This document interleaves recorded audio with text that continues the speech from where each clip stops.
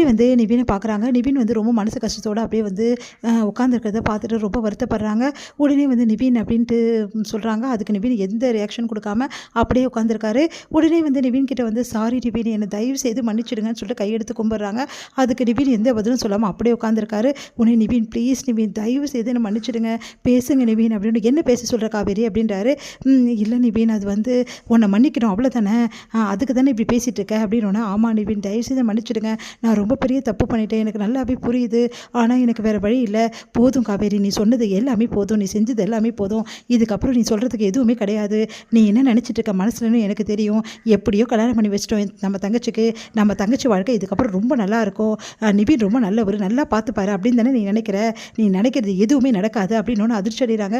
நிவின், என்ன நிவின் இப்படி பேசுகிறீங்க, வேறு எப்படி பேசுவாங்க, கட்டாயப்படுத்தி கல்யாணம் பண்ணி வச்சா எல்லாம் வாழ்ந்துருவாங்க நினைப்பா உனக்கு, நீ கட்டாயப்படுத்தி கல்யாணம் பண்ணி வச்சுட்டு வாழ்ந்துருவாங்க நீ நினச்சிட்டு இருக்க, அந்த வாழ்க்கை வாழ்கிறோமா இல்லையான்னு சொல்லிட்டு நீ வந்து பார்க்கவா போகிற அப்படின்னோன்னா, ஏன் நிவின் இப்படிலாம் பேசுகிறீங்க, நீங்கள் வந்து உங்கள் அம்மா மாதிரியே பேசுகிறீங்களே, எங்கள் அம்மா என்ன பேசுனாங்க ஏது பேசுனாங்கன்னா அதெல்லாம் தேவையில்லாதது, ஆனால் நான் சொல்கிறேன் இப்போ கேட்டுக்கோ, நீ நினச்சிட்டு இருக்க கல்யாணம் பண்ணி வச்சிட்டோம், இவன் வந்து நல்லா பார்த்துப்பான், நல்லா இருந்துருவான், அட்ஜஸ்ட் பண்ணி வாழ்வான்னு, அது கனவுல கூட நடக்காது, நான் யமுனா கூட சேர்ந்து வாழவே மாட்டேன், எக்காரனை கொண்டு நீ கல்யாணம் பண்ணி வச்சதோடு சரி, இதுக்கப்புறம் வாழ்கிற வாழ்க்கை எப்படின்னு நாங்கள் தான் டிசைட் பண்ணணும், அதனால் நீ டிசைட் பண்ண முடியாது இனிமேட்டும் அப்படின்னோன்னா அப்படியே பார்க்குறாங்க.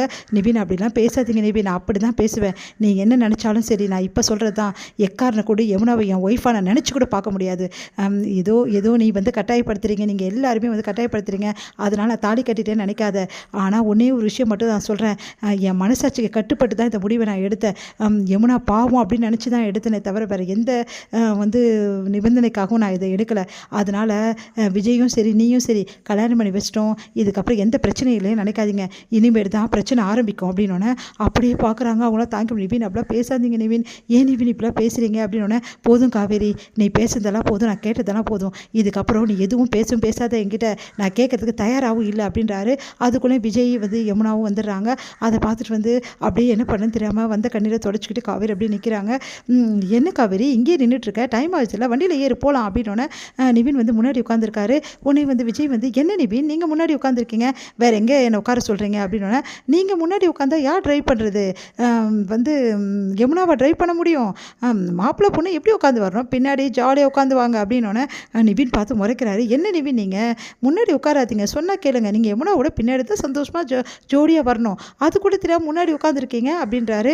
அதை பார்த்து நிவின் வந்து, உங்களுக்கு என்ன தாங்க பிரச்சனை, ஏங்க என்னை நிம்மதியாகவே விட மாட்டேங்கிறீங்க, நான் உட்காரத்துக்கு கூட உங்ககிட்ட பர்மிஷன் கேட்டு தான் உட்காரணுமா அப்படின்றாரு. என்ன நிவின் இப்படி கோச்சிக்கிறீங்க, மாப்பிள்ளை இப்படிலாம் கோச்சிக்கலாமா, காவேரி நீ சொல்லு காவேரின்னு. காவேரிக்கு என்ன சொல்கிறதுன்னு தெரியல, அப்படியே பார்த்துக்கிட்டே இருக்காங்க. உன்னை பார்த்து முறைக்கிறாரு. நிவின் ப்ளீஸ் நிவின் அப்படின்னு.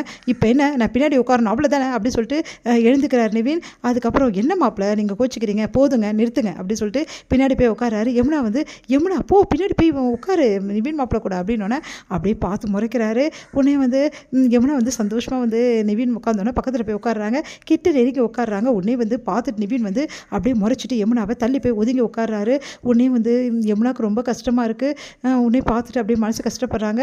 எல்லாம் போக போக சரியாயிடும் யமுனா, கவலைப்படாத, எல்லாத்தையும் பார்த்துக்கல, இந்த மாமா இருக்கேன்ல அப்படின்ற மாதிரி பில்டப் பண்ணுறாரு விஜய். விஜயை பார்க்க நிவினுக்கு கோவமாக வருது, செம ஆட்டிடியூட் காட்டுறாருன்னு சொல்லிட்டு செம கோவம் வருது. எங்கே வந்து ஒன்றுமே புரியாமல் காவேரி முழிக்கிறாங்க. என்ன காவேரி உனக்கு வேறு தனியாக சொல்லணும், வா முன்னாடி வந்து உட்காரு, இங்கே உட்காந்தா தான் நீ கரெக்டாக இருக்கும் அப்படின்னு சொல்லிட்டு வந்து உட்கார சொல்கிறாரு. காவேரி முன்னாடி வந்து உட்காடுறாங்க. என்ன காவேரி நீ சந்தோஷமாக இல்லாமல் இப்படி துக்கமாக இருக்க, உன் தங்கச்சி கல்யாணம் நடந்திருக்கு, இன்றைக்கி எவ்வளோ பெரிய நாள், இந்த டைமில் எல்லோரும் ரொம்ப சந்தோஷமாக இருக்கணும், எல்லாம் சந்தோஷமாக வந்து செல்ஃபி எடுத்துக்கலாமா அப்படின்னு அப்படியே பார்த்து முறைச்சிட்ருக்காரு நிவின். சரி அதெல்லாம் ஒன்று வேணாம், இறங்கணும் நம்ம எடுத்துக்கலாம் அப்படின்னு சொல்லிட்டு ஏற சொல்கிறாரு.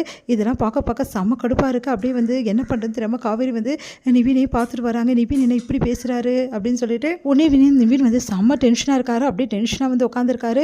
இங்கே யமுனா வந்து நிவின் பேசுவாரா அப்படின்னு சொல்லிட்டு, நிவின் உங்ககிட்ட கொஞ்சம் பேசணும் அப்படின்றாங்க. திரும்பி பார்த்துட்டு முறைக்கிறாரு. உடனே பயந்துடுறாங்க யமுனா, அமைதியாகிடுறாங்க. இதோட முடியுது.